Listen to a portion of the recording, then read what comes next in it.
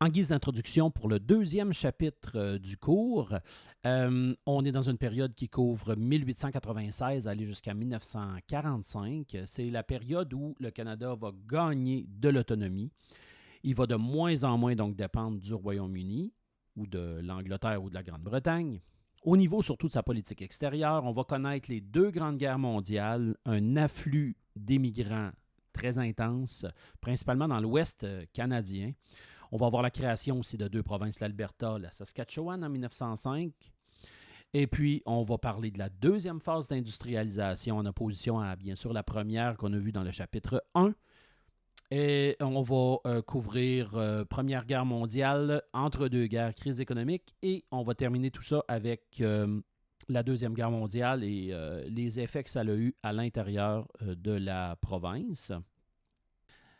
On va commencer tout ça avec un personnage important qui s'appelle Wilfrid Laurier, premier ministre du Canada qui est canadien-français. C'est un homme d'équilibre. C'est un homme qui n'est pas du tout dans les extrêmes et qui doit dealer, comme on pourrait dire, avec les extrêmes. Alors, c'est ce qu'on va voir à travers deux exemples de sa politique. On va aussi, bien sûr, regarder l'évolution géographique, la carte qui évolue dans le Dominion du Canada, ou plutôt le Canada. On a l'Alberta et la Saskatchewan qui sont créés la même année, et un Canada qui, effectivement, a toujours des territoires contestés. Terre-Neuve va arriver beaucoup plus tard, en 1949, mais en tout cas, tout ça va se développer. Le statut du Canada dans l'Empire britannique ou anglais, c'est ce qu'on va voir dans le dossier 1. Je vous explique dans ce dossier-là la rivalité ou en tout cas le fossé qui existe entre deux idéologies, l'impérialisme et le nationalisme canadien, ou nationalisme canadien-français aussi. On va comparer ces deux idéologies-là, puis on va aller voir aussi les personnages qui représentaient là, chacune de ces idéologies-là. Donc, le fossé existe entre ces deux nations fondatrices-là.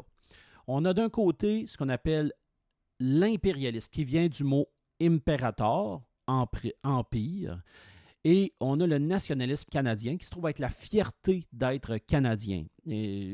D'abord, et ensuite peut-être anglais, mais dans le nationalisme canadien, on a beaucoup la notion d'être francophone. Donc, je vous fais la différence entre les deux. D'un côté, l'impérialisme, je l'ai souligné en rouge pour bien faire ressortir le côté anglophone de tout ça. Si la Grande-Bretagne fait ceci, ou que les Royaumes-Unis font ceci, le Canada va suivre et va faire la même chose. C'est un monsieur Borden, qu'on va voir à l'instant, qui est le successeur de Wilfrid Laurier, qui va mettre de l'avant cette politique-là. Évidemment, c'est surtout une manière de penser anglophone et majoritairement protestante. Donc, selon cette notion-là, et c'est la manière dont Robert Lord Borden, qui se trouve être le successeur de Wilfrid Laurier, va voir les choses. Si la Grande-Bretagne est en guerre, à ce moment-là, le Canada va automatiquement se retrouver en guerre. Il n'y a pas de milieu à tout ça. Alors, c'est quelqu'un qui était beaucoup plus extrémiste, on pourrait dire, que Wilfrid Laurier. De l'autre côté, on va étudier davantage Henri Bourassa. Alors, Henri Bourassa est plus un nationaliste canadien. C'est un Québécois, donc il va mettre de l'avant le fait qu'on n'est pas des anglophones, on est des francophones qui sont dans un pays, le Canada. Donc, selon cette manière de penser-là, la Grande-Bretagne fait quelque chose, mais le Canada n'est pas obligé de faire cette chose-là. Henri Bourassa, c'est un politicien que je vous décris à l'instant. Donc, évidemment, c'est plutôt francophone et c'est catholique. Donc, si la Grande-Bretagne est en guerre, le Canada n'est pas automatiquement en guerre et à la limite, ce n'est pas notre guerre du tout. Ces deux idéologies qui n'ont pas de milieu. Wilfrid Laurier va être obligé, lui, de faire un équilibre à travers ces manières de penser-là. Henri Bourassa, donc personnage important puisque c'est un journaliste, un politicien, c'est le porte-parole du nationalisme canadien, puis ensuite canadien-français. C'est un anti-impérialiste notoire qui défend les droits des minorités francophones catholiques. Je le lis un petit peu. Puis lui, dans le fond, il est surtout reconnu pour avoir dirigé le journal Le Devoir, qui existe encore aujourd'hui, qui est un journal beaucoup plus intellectuel, qui va fonder en 1910. Et il est reconnu aussi pour ses propos, on pourrait dire aujourd'hui, un peu misogynes, pas de femmes en politique. Henri Bourassa, c'est un personnage qui pouvait parler de cette manière-là. C'est un extrait d'un journal, Le Nationalisme, ici. Donc, lui il disait la patrie, donc le pays pour nous, c'est le Canada tout entier, on s'entend, c'est-à-dire une fédération, donc gouvernement central, gouvernement provinciaux, de races distinctes. Ça veut dire, d'ailleurs, race était beaucoup trop utilisé à l'époque, on pensait vraiment qu'il y avait une théorie des races qui va apporter éventuellement tout le nazisme et tout ce qui va s'en suivre. Distinct veulent dire séparer l'une de l'autre, donc on est une fédération où on a différentes nations qui sont séparées l'une de l'autre et de provinces qui sont autonomes. La nation, le pays que nous voulons voir se développer, c'est la nation canadienne, qui est composée de Canadiens français et de Canadiens anglais.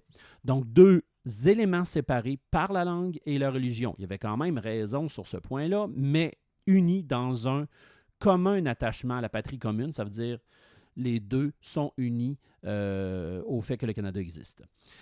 Aujourd'hui, et ça depuis Stephen Harper, il y a quelques années, le premier ministre du Canada, on est reconnu ici au Québec comme une nation. Mais là, on parle de presque 100 ans plus tard. Alors, poursuivons. Si on va voir en bas, donc vers la fin, là, on est dans la fin du 19e siècle, là, vers 1880 et tout ça. C'est Wilfrid Laurier qui est au pouvoir, premier ministre canadien français. Et lui, c'est un monsieur qui est modéré. D'accord? Alors, il n'est pas extrémiste. Il veut unir les différences. Pour lui, il est beaucoup plus proche du nationalisme canadien. Le Canada est unique, mais toujours lié à la Grande-Bretagne. En fait, c'est comme... Il est plus proche du nationalisme, mais il y a quand même des éléments d'impérialiste. Alors, c'est lui qui fait les deux. Il fait le lien entre les deux. Ce qui peut aujourd'hui représenter les deux manières de voir les choses, c'est... Bon, ça, je trouve ça intéressant parce que c'est une ressource primaire très intéressante au niveau des timbres. Sur les timbres, on voit des informations historiques intéressantes. Ce qu'on voit, c'est que le Canada fait partie d'un empire. Tout ce qui est en rouge appartient au Royaume-Uni, donc à l'Angleterre. Et aujourd'hui, c'est moins que ça, mais vous voyez que même que les Indes faisaient partie de ça. Et on disait même sur le thème, nous possédons le plus vaste empire qui ait jamais existé. Très vantard, c'est un thème de Noël, 1898. Mais ça montre à quel point on est impérialiste, à quel point l'Angleterre domine le monde. On a un sentiment de supériorité, de fierté. C'est plus que de la fierté, c'est presque de la supériorité. Un autre élément qui prouve l'impérialisme, qui montre en tout cas l'impérialisme, c'est le Red Ensign, c'est-à-dire l'adoption d'un drapeau qui utilise ce qu'on appelle le Union Jack. Wilfrid Laurier, on va faire un petit zoom sur les exemples de sa politique qui était unificatrice. L'objectif pour lui, c'est pas qu'il y ait la guerre entre les deux peuples, c'est pas que les impérialistes se battent contre les nationalistes. Alors, on va étudier deux exemples qui vont montrer à quel point Wilfrid Laurier, sa politique est axée sur le compromis. J'ai mis en bleu je vous dirais, la réflexion qu'il faut y avoir à travers ses positions. En fait, c'est plutôt sa position. Donc, on a un premier exemple à travers la guerre des Boers. La guerre des Boers, c'est une guerre qui se passe en Afrique du Sud. On peut se poser la question à savoir, mais pourquoi le Canada est allé se fourrer le nez là? C'est parce qu'on a des Hollandais qui sont du Pays-Bas en Afrique du Sud et la Grande-Bretagne, elle est située là. On est dans une période où on a une logique d'impérialiste. Beaucoup. Alors, si je regarde la carte qui est là, qui vient de l'Encyclopédie canadienne, on a des territoires allemands qui étaient là, qui appartenaient à l'Allemagne. On a la Grande-Bretagne qui ont la Rhodésie, qui ont cet endroit-là ici, qui possèdent toutes les régions autour de Cape Town. jusqu'à Zululand. Et donc, bref, hein, ça fait partie de la division qu'on a eue à la fin des années 1880, la division du gros gâteau, qu'on pourrait dire, de l'Afrique. Cette division-là qui a été épouvantable. Donc, tous les pays se donnent en pâture l'Afrique. Et on a ici le Transvaal qui est hollandais. Ce qui est en orange, finalement, c'est un peu ce qu'on veut obtenir, ce que la Grande-Bretagne veut obtenir. Alors, même si c'est loin, la Grande-Bretagne a besoin d'appui et elle va demander, évidemment, à ses colonies, dont le Canada, de les appuyer dans ce conflit-là. Mais là, Wilfrid Laurier est devant un questionnement, c'est-à-dire est-ce que le Canada doit participer à ça? Mais sa position après réflexion, c'est que, et vous allez voir, c'est très unificateur, c'est qu'il n'y a pas d'obligation de participer à ça. Donc, on ne fait pas de conscription, ça veut dire un enrôlement obligatoire. Ça va être seulement des volontaires qui vont pouvoir faire cette guerre-là. On va en avoir environ 7000 entre 1901 et 2. C'est une guerre qui va rapidement se terminer. Plutôt inconnue, passée à peu près inaperçue en lien avec la Première et la Deuxième Guerre mondiale, mais on s'entend que ce n'est pas les mêmes conséquences. Mais tout ça pour dire que si vous allez au Parlement de Québec, vous avez même une statue en l'honneur de cette guerre-là. Et on se demande vraiment qu'est-ce qu'on est allé faire en Afrique du Sud. Ben maintenant, vous le savez. Et donc, Laurier, vous voyez sa position. On va aller voir un deuxième cas de figure. La création de la marine canadienne. Donc, autour de 1910, on est avant la Première Guerre mondiale. La Grande-Bretagne a l'intention de s'armer contre son voisin, l'Allemagne, qui devient de plus en plus menaçante. C'était toutes dans la même famille en passant. C'était donc le Kaiser allemand, c'était le chef allemand, c'était le cousin en fait du roi d'Angleterre. Alors, c'était tout dans la même famille, mais ce cousin-là est un peu rebelle et s'arme beaucoup, développe sa flotte, développe son armée énormément. La Grande-Bretagne veut en opposition à ça, montrer qu'elle est très forte, qu'elle est même plus forte que l'Allemagne. Hein. On voit déjà les prémices de la Première Guerre mondiale. Et donc, le Canada, évidemment, Wilfrid Laurier va être mis devant la question, c'est-à-dire, est-ce que le Canada doit participer au financement, ça veut dire à donner de l'argent à la Grande-Bretagne pour l'aider dans la construction de la flotte contre l'Allemagne? Laurier va donc prendre les 2 points de vue. Est-ce que je donne de l'argent ou j'en donne juste pas? Il va prendre une position que je trouve très intéressante quand même. Il dit, on ne va pas la financer, mais on va plutôt se créer notre propre marine canadienne, notre propre flotte pour, si la Grande-Bretagne a besoin d'aide, aller lui porter un coup de main. Alors, ça, c'est l'emblème de la marine royale canadienne qui a été créée au début du siècle dernier.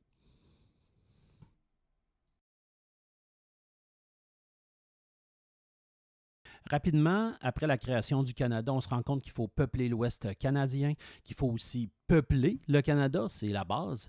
Alors, il faut faire venir beaucoup d'immigration. Et on va donc étudier cette immigration-là, principalement dans l'Ouest canadien, puis à travers tout le Canada et aussi, évidemment, au Québec. Donc, comment ça va se traduire, tout ça. La politique d'immigration canadienne de l'époque, elle est vraiment de son époque, c'est-à-dire presque raciste, je vous dirais. Mais on va commencer d'abord avec qu'est-ce que ça implique. Alors, le Canada est dans une période qu'on appelle la prospérité canadienne. On peut s'imaginer une image où on est dans l'Ouest canadien, où on cultive du blé. On est dans l'Ouest et il y a un chemin de fer qui passe à travers tout ça. On aurait juste à rajouter la date 1905. Alberta, Saskatchewan, c'est la date où c'est créé. Alors, la prospérité canadienne, c'est cette image-là que je viens de vous décrire. C'est l'époque aussi, comme je vous expliquais principalement, Wilfrid Laurier. Donc, Wilfrid Laurier est là et veut qu'il y ait une augmentation de l'immigration dans l'Ouest canadien. Ça va se faire à travers des brochures publicitaires dans à peu près toutes les langues européennes, principalement. On va donc créer aussi même des bureaux d'immigration dans certaines grandes villes d'Europe. Et sur les publicités, on dit qu'il y a des terres gratuites, que la traversée est payée. On va se fier aussi au fait que parfois, des fois, on a de la famille déjà en place et que c'est une bonne manière d'avoir déjà un pied là et ça va faciliter notre intégration. Ce qui est intéressant avec les dessins ou les caricatures qu'on a dans les journaux du temps, c'est de voir comment ça s'articulait dans la pensée des gens. On voit très bien le Canada déguisé en police montée qui accueille dans le foin, dans le blé de l'Ouest, autant des Allemands que des Islandais, que des Écossais, que des Belges, que des Anglais, que des Russes, des Américains parfois, des Autrichiens. On a Irishmen qui se trouvent être des Irlandais, des Français et même des gens de la Scandinavie. Alors, c'est beaucoup de pays d'Europe, ça, qui se retrouvent dans l'Ouest canadien. Et pour avoir resté dans l'Ouest canadien, ben, tous ces peuples-là sont effectivement représentés. On les voit dans les noms de famille, on les voit dans les entreprises, les restaurants qui sont installés dans l'Ouest canadien. La proportion, c'est là qu'on peut voir le biais raciste. Le tiers des immigrants est anglais de la Grande-Bretagne. Et là, ça inclut l'Irlande, ça inclut l'Écosse, à peu près toutes les régions de la Grande-Bretagne. Le tiers est américain, donc des gens des États-Unis qui vont monter au nord. Le tiers provient d'autres pays européens, mais on voit très peu d'Asiatiques parce qu'on a mis des restrictions. On les considère pas nécessairement comme des égaux. On a peur d'eux autres. Mais on va se servir beaucoup des Asiatiques comme des ouvriers, mais des ouvriers de chemin de fer et leur vie ne vaut pas grand-chose, malheureusement. Ça va avoir des effets, toute cette immigration-là, notamment dans l'expansion du territoire, la formation de nouvelles terres divisées en cantons, l'apparition, évidemment, de 2 nouvelles provinces qui vont être créées en même temps en 1905, l'Alberta et la Saskatchewan. Puis il va y avoir une multitude de villes qui vont se développer. Au Québec, c'est autour de l'enjeu de l'exode vers les États-Unis. Tous les gens qui quittent leur campagne surpeuplée vont être attirés vers les villes, notamment pour le développement de l'urbanisation, et de l'industrialisation, bien sûr. Mais il y en a une très grande partie de Québécois qui vont fuir aux États-Unis, comme on a vu dans le chapitre 1. D'autres vont dans l'Ouest canadien. Alors, il faut garder nos personnes ici, hein? Puis on peut faire le lien avec le fameux effort agriculturiste, l'effort aussi de dire on va développer le nord de Montréal. Bon, mais là, il faut aller plus haut. C'est là qu'on va voir apparaître le territoire de l'Abitibi, qui est aux limites vraiment de ce qu'on connaissait. On va vraiment plus au nord.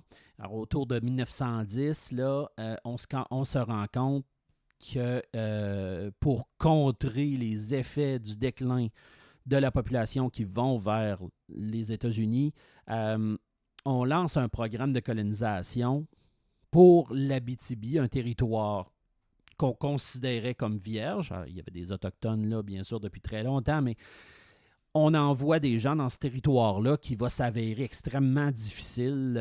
C'est un sol qui n'est pas du tout propice à l'agriculture. Par contre, on va découvrir qu'il y a de l'or, qu'il y a du cuivre, et ça va attirer, bien sûr, plusieurs familles. On peut donc voir comment ça pouvait s'articuler, ce développement-là. Puis ça va être beaucoup lié au développement du chemin de fer qui va se rendre là. Donc, c'est comme ça que ça s'articule là, donc, au Québec. Pour toute immigration qui arrive dans un pays, il y a toujours des effets. Et on va le voir à travers l'histoire canadienne. L'immigration va entraîner de la xénophobie, c'est-à-dire la peur des étrangers, et plusieurs gestes qui vont s'en suivre. Puis ensuite de ça, on va regarder ce que ça va apporter sur les minorités francophones catholiques à l'extérieur du Québec. La xénophobie, c'est la peur de l'étranger. C'est à l'origine du racisme, en fait. Alors, on va assister à une augmentation de cette peur-là. Ça va être les Asiatiques qui vont être au centre de cette crainte-là. On voit d'ailleurs ici un commerce chinois vandalisé. Même si les Asiatiques sont arrivés ici et nous ont beaucoup aidés, les gens les considèrent comme différents, ça fait peur. Alors, on a peur de certains pays de l'Europe de l'Est. Ça va se faire de façon, je vous dirais, presque naturelle. Le racisme qui existait en Europe arrive chez nous aussi, puis on reproduit des vieux schèmes. Et ça, c'est surtout à la campagne. Hein. Donc, les gens qui proviennent de certains pays d'Europe de l'Est sont mis à part. Puis en ville, là, on voit apparaître beaucoup d'Asiatiques qui se spécialisent dans... Bon, il y en a que ça a été la restauration, il y en a d'autres que ça a été dans les blanchisseries. On les envie, ou en tout cas, il y a un sentiment vraiment négatif à leur égard. Il y a cette peur-là de perdre son identité. Les anglophones vont l'avoir beaucoup. Et la solution qu'on va voir, ça va être de limiter, c'est-à-dire l'entrée de certains peuples au Canada. Est-ce que c'est quelque chose qui se fait aujourd'hui? Peut-être de façon plus ou moins consciente, mais ces billets-là, c'est-à-dire ces façons de penser-là existent toujours puis teintent notre politique. Dans l'Ouest canadien, il y a des francophones pratiquement partout, dans toutes les provinces. On connaît le Manitoba, mais on connaît peut-être moins le fait qu'en Ontario, on en a beaucoup. Alberta, Saskatchewan aussi, puis Colombie-Britannique aussi. Les Franco-Colombiens, il y en a. Il y en a aujourd'hui, mais il y en avait à l'époque. Alors, il y a des minorités qui sont là et qui veulent conserver leur langue. C'est sûr qu'on voit une baisse du pourcentage de Français parce que les Français sont arrivés là, dans bien des cas, avant les immigrants et même avant certains anglophones. Mais il faut, en tout cas, il y a un désir de conserver sa langue et on veut franciser l'éducation parce que ça part, ça commence là, l'éducation au français. Alors, on va mettre sur place des mesures. Donc, autant en Alberta, Saskatchewan ou Manitoba, c'est ça qu'on veut dire par ALSAMA, et en Ontario. J'ai remarqué page 120 détails, mais en réalité, ils sont là, les détails. Donc, au Manitoba, voyez-vous, on a fait une loi, un compromis de Laurier-Greenway. Donc, les élèves français sont 10 ou plus dans une classe. Qui sont 10 ou plus dans une classe, si sont ce nombre-là, ils peuvent recevoir un enseignement en français. Alberta, Saskatchewan, voyez-vous, dès le départ en Alberta, on fait une loi scolaire. On va faire la même chose en Saskatchewan, mais 4 ans plus tard. Donc, l'anglais, c'est la seule langue d'enseignement, mais on va tolérer l'usage limité du français dans les classes. Puis en Ontario, en 1912, on fait le règlement 17 où l'enseignement de la langue française, en langue française, on va se limiter aux 2 premières années du primaire. Tout de suite, ça ne sera pas assez pour les gens qui vivent là. Pour avoir enseigné un an au Manitoba, il y a toujours ce défi-là. Et il est très proche du religieux parce que le francophone, ça vient aussi avec la culture catholique. Je ne peux pas vous parler d'Alberta, Saskatchewan ou d'Ontario, je ne la connais pas. Les Autochtones, la partie sur eux dans le dossier 1, c'est surtout les pensionnats, les conditions épouvantables dans lesquelles les Autochtones vont devoir évoluer, les nouvelles politiques liées à ces Autochtones-là. Puis on va regarder, pour une première fois, les populations inuites. Qu'est-ce qu'on va faire avec eux? Comment on va même les classifier jusqu'à un certain point? Les pensionnats autochtones, c'est quelque chose qui existait. Déjà, on l'avait vu dans le chapitre dernier, ou en tout cas, l'idée puis la mise en place des premiers pensionnats. Ça se continue. Ça va être à cheval entre le 19e siècle puis le 20e siècle, puis ça va se continuer là, jusque dans les années 1990, c'est tout dire. On a une image ici d'une classe dans un pensionnat en Alberta, une photo qui a été prise autour des années 20. L'objectif des pensionnats, bien sûr, c'est d'assimiler, ça veut dire rendre occidental les Amérindiens. Dans l'Ouest canadien, quelques chiffres. Alors, dans le fond, on a, à la fin du 19e siècle, 45 pensionnats qui sont dans l'Ouest. Puis, un peu plus tard, on va en avoir 90, donc une augmentation du double de pensionnats. C'est des jeunes entre 7 et 16 ans qui vont là.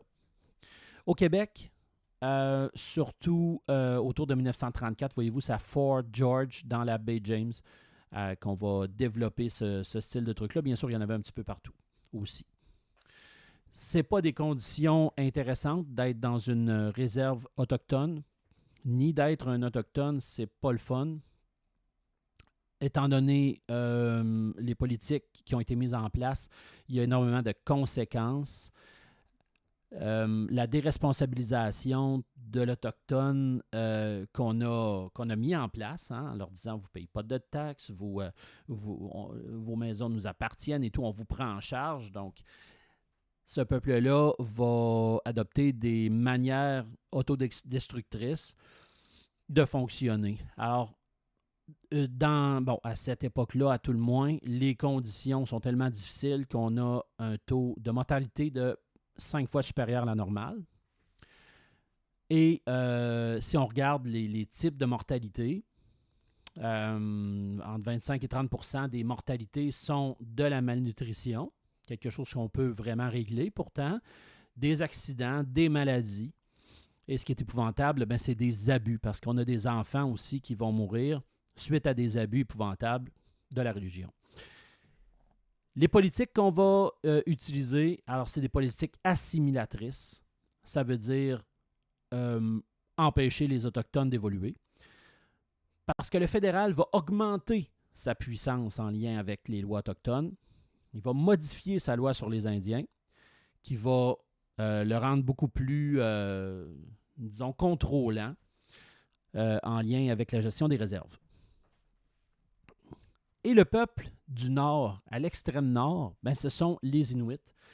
Les Inuits, eux, ont un mode de vie qui est stable, qui est resté à peu près inchangé, donc jusqu'au début du 20e siècle. Ces gens-là, étant donné l'éloignement, leur mode de vie reste traditionnel, mais au début du 20e siècle, on veut faire la même chose avec eux, c'est-à-dire les assimiler. Donc, en 1912, on commence à les connaître. Autour de 1939, la Cour suprême va déclarer, ça c'est la Cour des cours à Ottawa, donc dit que les Autochtones vont être, comme tous les Autochtones partout, donc les Inuits vont devenir sous contrôle fédéral. C'est comme le début de la fin, malheureusement. Et puis, ça, par contre, il faut comprendre, c'est qu'ils ne seront jamais complètement soumis à la loi sur les Indiens, mais ils en seront pas moins maltraités. En 1940, on va effectuer avec eux un suivi médical, puis un suivi administratif, puis on va même aller jusqu'à pousser l'imbécilité à son comble en leur donnant des colliers d'identification avec des numéros dessus. Ça ressemble presque à des colliers d'identification de chiens.